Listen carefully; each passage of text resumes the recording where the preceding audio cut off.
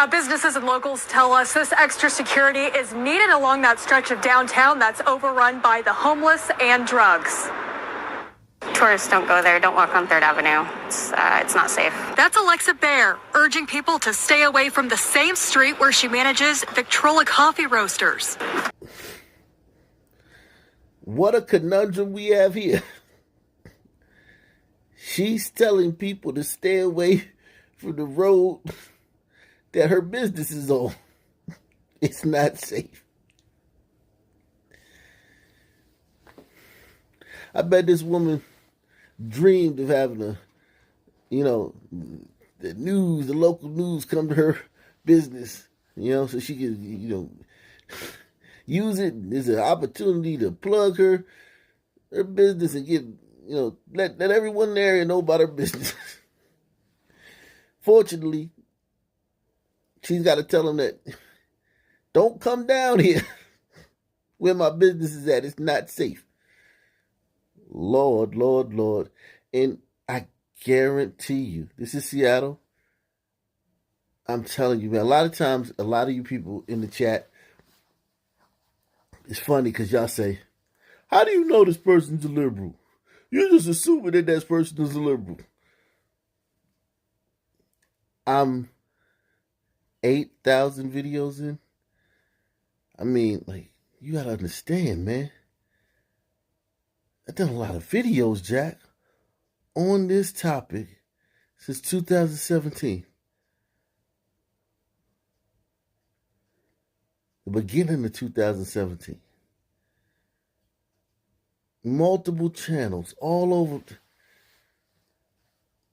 If she's a woman and she got a Jurassic World shirt on like this, and she look like that, and she live in Seattle, and she sell coffee, she was out there demanding everything that's ruining this country.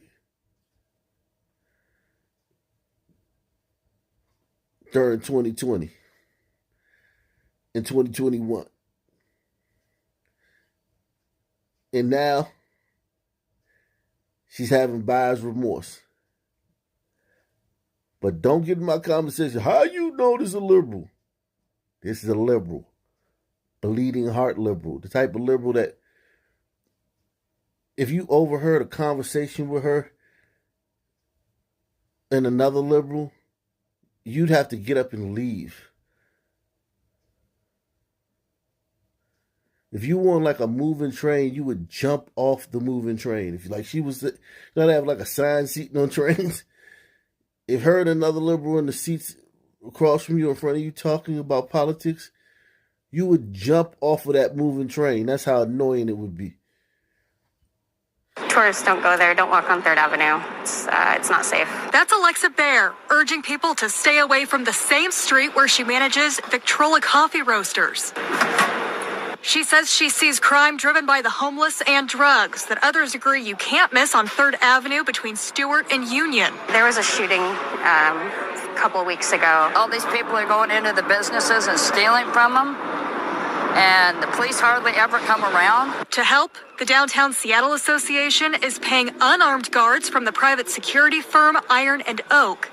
They have a focus on de-escalation, DSA says, to fill the gaps and shifts because of SPD staffing issues.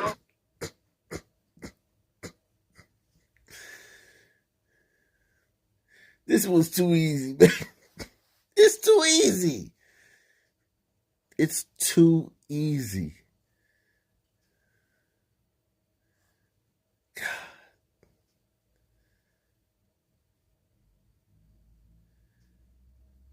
And now, Seattle, 6% Sun people. Maybe 7. I don't know. 6 or 7.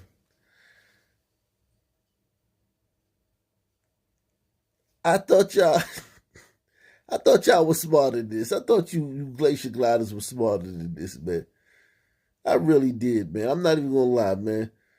I believed the hype about IQ and all that stuff. I believed it, man. It's not true. Maybe at the top. Maybe at the very top it's true, but in the middle, man, it's not true, man.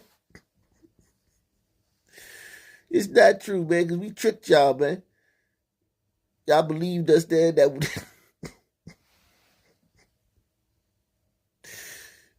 the cops, we just out here, trying to make it in this racist country, and the cops are just chasing us around for no reason to kill us. We tricked y'all, man. Y'all believe that, man? Wow. Now,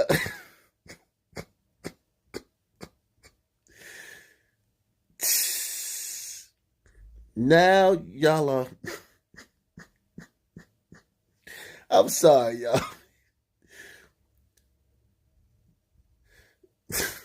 Now y'all got paid unarmed security guards to fill in the gaps for staff without even considering to mention, without even have the self-awareness to say, why are there gaps in staffing at the police department in Seattle? What happened? How'd that happen? Wow. The Downtown Seattle Association is paying unarmed guards from the private security firm Iron and Oak. They have a focus on de-escalation, DSA says, to fill the gaps in shifts because of SPD staffing issues. Locals have noticed what they're calling a dwindling police presence. Things have just gone to hell. Between the riots, COVID, the shortage, it's all just kind of come together to create this vacuum that enables all of this. DSA says it paid about $314,000 in the last fiscal year for private security and about $250,000 to Seattle police to work overtime here. They're expecting to dish out even more this year, already doubling the number of private guards from 2 to 4, patrolling 7 days a week. Wow. Imagine you got a business, man. 2019, man. Streets just bustling with little pasty liberals, yuppies, making $100,000 a year. Just on a stroll, poking in to your little bistro or your little hobby shop or your little, boutique. Hey, just browsing around, spending money. Streets are clean.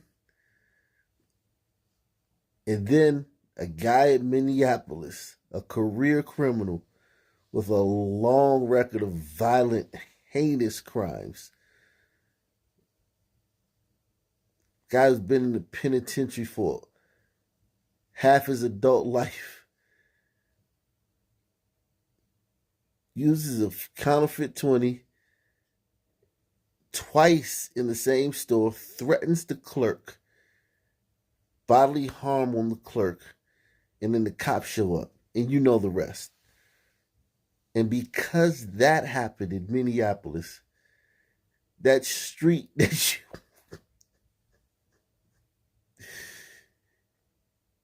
that was just basically a big money pot in 2019 has turned into this.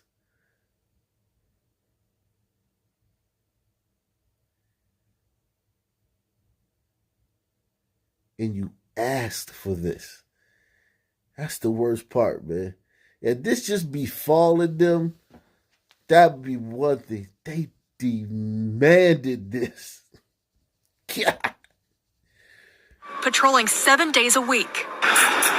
Bear says the extra presence from Oak and Iron is needed to help prevent property crime or to keep the homeless from harassing her customers. What would you like? But says more needs to be done to help this area. I don't think that having security is going to deter, I guess, gun violence. So she believes what I believe. There's no solution, man. Once they start shooting, if you catch them, lock them up and don't let them out. There's no other solution. There's no other solution, man. Each year, more than 600,000 people are released from federal and state prisons, and many face great obstacles with few resources, often leading to rearrest. CBS 2's Andrea Klein Thomas has a story of one woman trying to change their prospects, one person at a time. She's like, For these clients, the laughter that fills his apartment in Brooklyn was once a deep and distant longing. That's until a program, fittingly called A Little Piece of Light, made their peace a priority. To provide a safe space, right, for those who have been impacted by abuse, trauma, violence, and incarceration, and not necessarily in that order. Problems founder and author Donna Hilton knows all too well, from being abused as a child to spending nearly 30 years in prison. Her organization owns 2 safe houses in Brooklyn and Queens, provides programming to women and the LGBTQ plus community, while also advocating for criminal justice reform. When you walk into the door of A Little Piece of Light, there are no expectations. We don't expect anyone to come in there and know what they want or know what they need. Betsy Ramos and Joanne Jones were both released in October after spending 20 years each in prison. My son had a phone for me. He gave me the phone. I said, so what am I supposed to do with this? He said, oh, you can make your phone call. And I said, I don't know how to do none of that. The world had literally changed, and returning citizens get few tools to navigate the challenges. According to the Prison Policy Initiative, formerly incarcerated people are almost 10 times more likely to be homeless than the general public, making rearrests more likely. The problem is that many housing programs have long waiting lists. A Little Piece of Light was able to find a place for Ramos, a big step in her healing. I struggle with being kinder to myself. I struggle when I'm looking over my shoulder. I struggle when I'm being defensive. it felt good to finally exhale and have a door that opened, you know, because I've been on my own since I was 15. So kicked out because of my sexuality. Now with a safe place to stay and support, Devontae Perez is no longer in survival mode. Now I'm able to fully think things through thoroughly and also think of like consequences. Donna Hilton's life serves as a blueprint as she offers people second chances with no judgment. Andrea Klein. Now, salute to this woman, man. 30 years behind them walls. Yeesh. Goodness gracious. And she's helping people. And salute to her, man. Woo.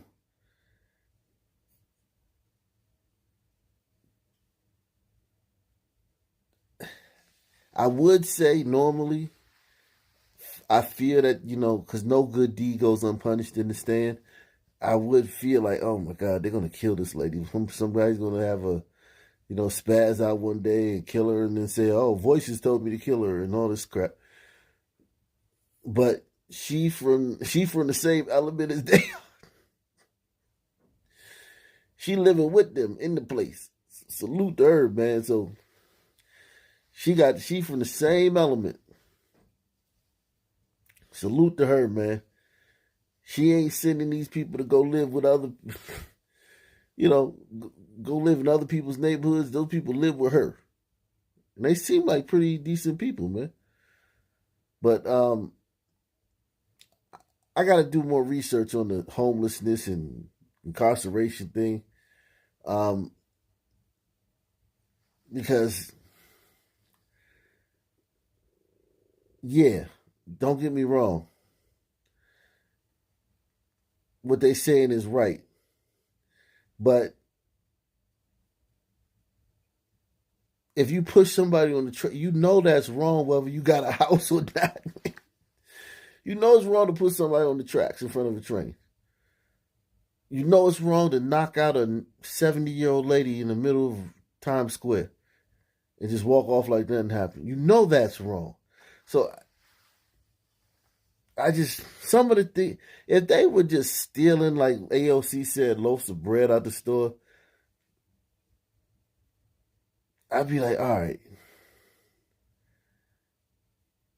But you know, everyone knows it's wrong to push someone in front of a train. Everyone knows it's wrong to just walk on some random person you never met before and slash their face with a razor.